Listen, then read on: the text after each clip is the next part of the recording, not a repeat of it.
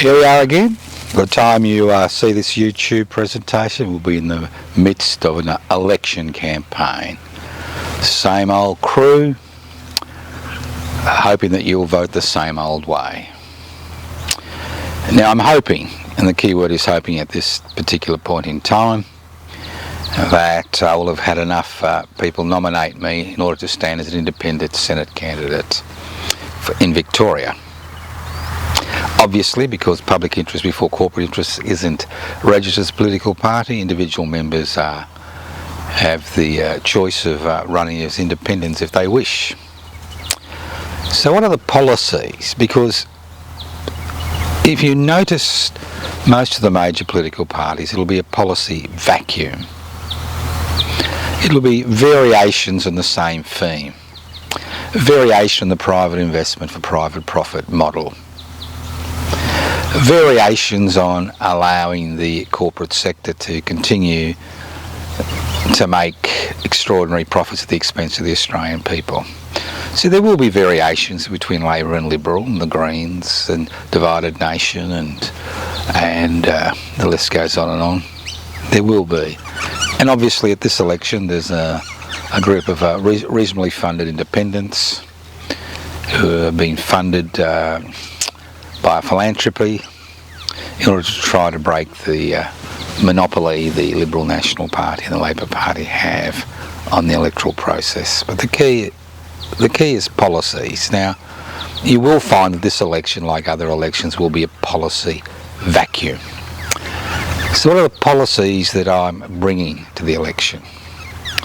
Now, these are policies that most likely you won't hear other parties talk about because they're very concerned about their re-election prospects. Now, I'm not concerned about my election prospects because my chance of being elected at a snowflake's chance in hell. But I do use the parliamentary process, especially the electoral process, as a mechanism by which to bring ideas to the Australian people. Sometimes with some degree of success and other times a total failure. As long as a few people look at this YouTube and then use those ideas and spread those ideas, well, it hasn't been a loss. So what are we looking at? The first one, considering the change in ideological nature of the world today, where we're going back to a Cold War situation, is an independent Australian foreign policy. For far too long we've hitched our wagon to the United States wagon train. And all that has done over the years is bring us a lot of problems around the world, especially with other independent sovereign nation states. So isn't it about time that we grew up and had an independent foreign policy? I remember I don't remember, but during World War II, Curtin, the Prime Minister, was faced with a big dilemma. As the Japanese were advancing through New Guinea, most of the crack Australian troops were fighting for the British in North Africa and Europe. And he demanded that these troops be sent back to Australia to defend Australia. So this was the beginning of an independent foreign policy. When the Keating-Hawke Labor government was in power, there was a minimal discussion about independent foreign policy. It's only today it's lock, stop with the United States foreign policy, which to a significant degree is not a very good situation to find ourselves in, especially when Australia is no longer isolated from the rest of the world because of the capacity of missiles and nuclear weapons. It's an independent foreign policy. Secondly, let's look at the economic equation, because economics does play an important part in elections. The hip pocket nerve seems to rule. Now, it's extraordinary, and I keep saying this over and over again, that over 1 million children living in poverty in a population of 25 million in a society which should be the richest society on this planet, the richest sovereign nation state on this planet. Minimal population, maximal natural resources, minimal distribution of wealth. So a number of policies that we have been looking at over the period is a universal basic income. A universal basic income does a lot of things. It allows people to live independent lives free of wage slavery. Now obviously some people will go back into the wage system and some won't. A universal basic income means the abolition of the multiple social security systems we have in this country: disability support pension, old age pension, the list goes on and on, disability support pension, single parents pension. So universal basic income ensures that everybody has the same starting point. Everybody's at the same starting line economically. Now those people who have got investments, those people who go into the wage system, those people earning good money in stable, secure jobs, well, that universal basic income will be clawed back through the taxation system. So although the universal basic income goes to everybody, the people who benefit the most are those who are not part of the wage system, who have decided not to be part of the wage system, or who cannot be part of the wage system. The second policy we're interested in is cooperatives and collectives. Now in Australia today we have one economic system. We have no competition. It's all about private investment for private profit, and over the last 4 decades we've seen legislation passed by both major parties with support of many of the minor parties, which have basically ensured that we have a private investment for private profit system which dominates every aspect of our lives, including government services which are outsourced to the private sector for extraordinary amounts of money for minimal returns. So we're very interested in the concept of supplying seeding funding for cooperatives and collectives. Nobody gets rich in a cooperative and collective, but you do have a secure income in a cooperative and collective, and it can provide employment for many, many people. In a real mixed economy, we should have the public sector, which has been privatised in this country, the private sector, and the cooperative and collective sector.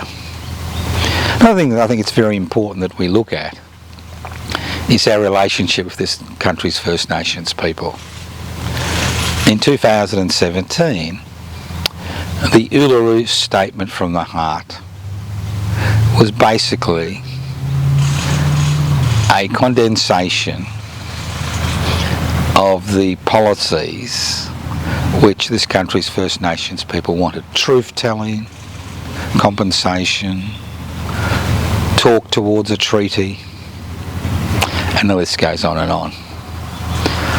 So one of our major policies is to endorse the Uluru Statement from the Heart. Endorse it 100%. Then we move on. The next thing we are exceptionally interested in is natural resources. There is no reason this shouldn't be the richest country on the planet. We have natural resources coming out of our ears.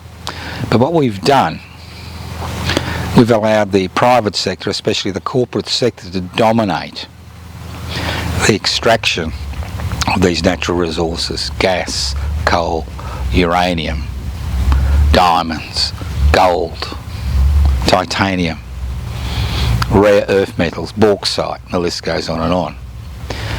And we're very interested in pursuing policies which ensure that the main beneficiaries of these natural resources are the Australian people. Not that small section of society that owns the means of production, distribution, exchange and communication with the Australian people.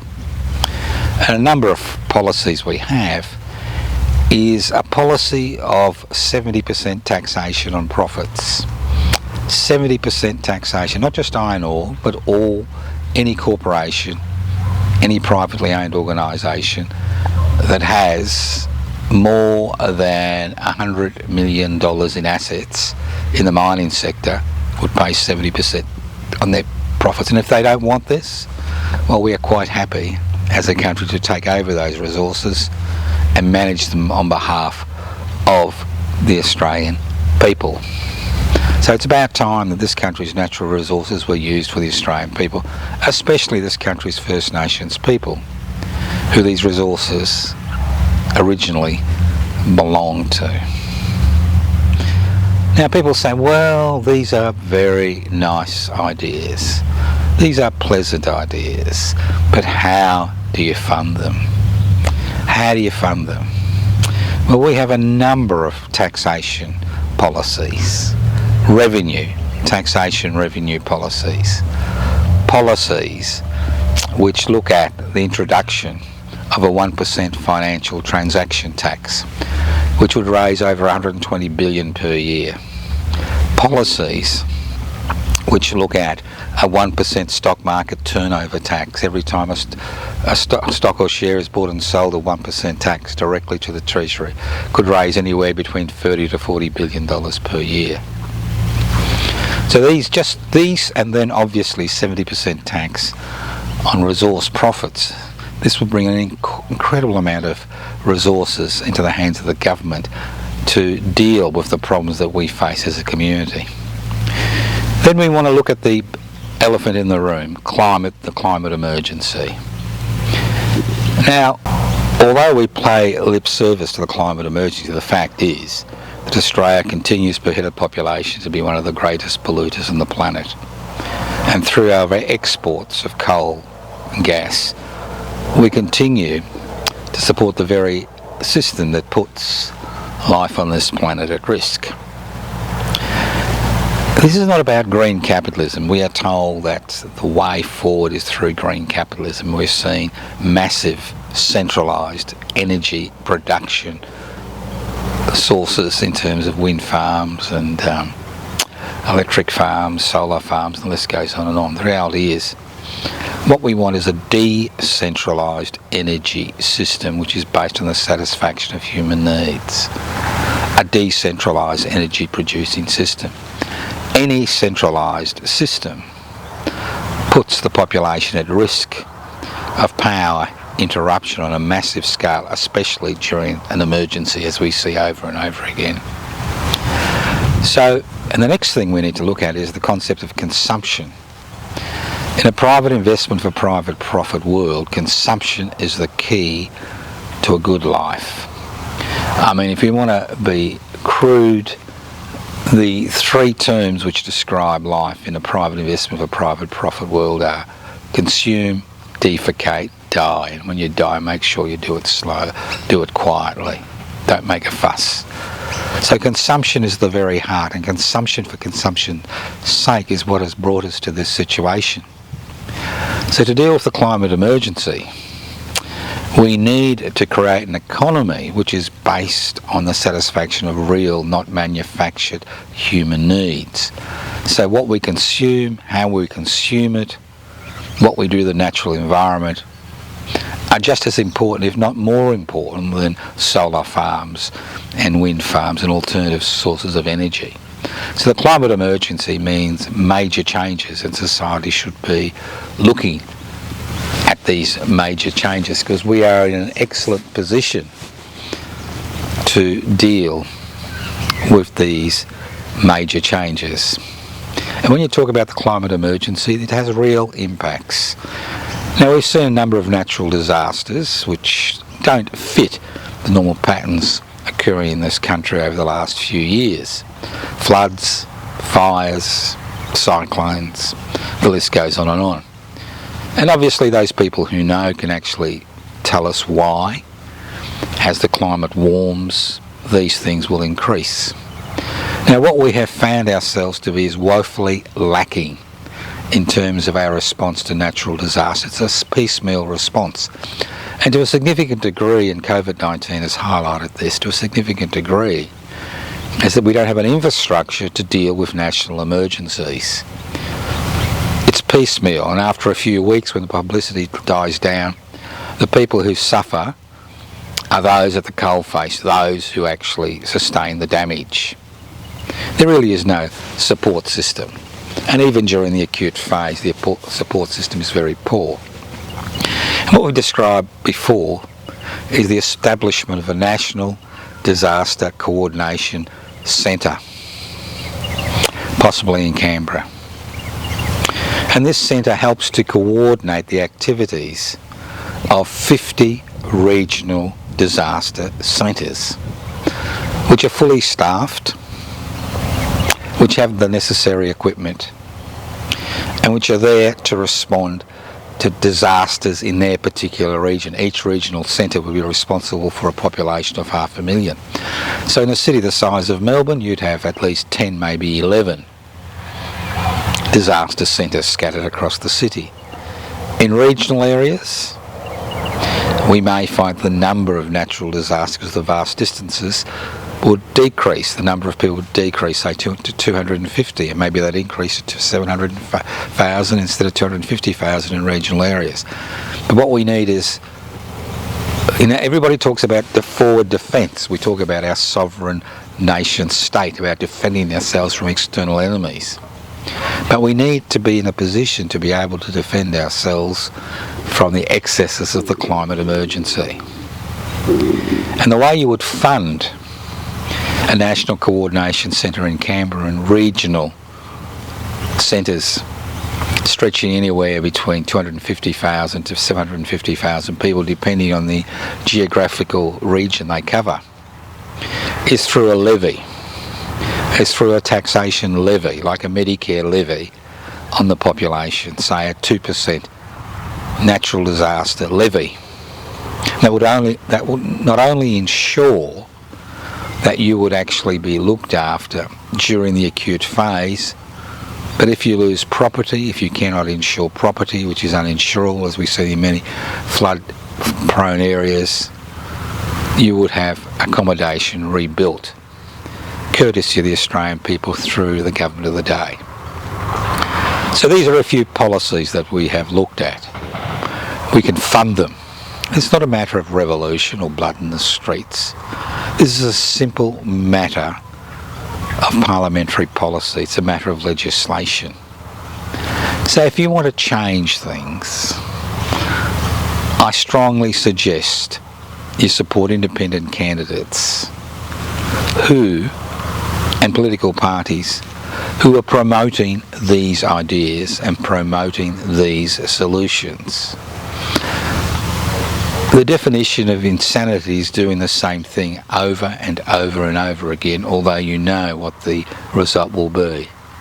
If people continue to vote for the major parties in the numbers they do, we will find ourselves in a deeper mess as the climate emergency gets worse and as the inequalities between people increases, as the private investment for private profit model, like an algal bloom, destroys everything around it.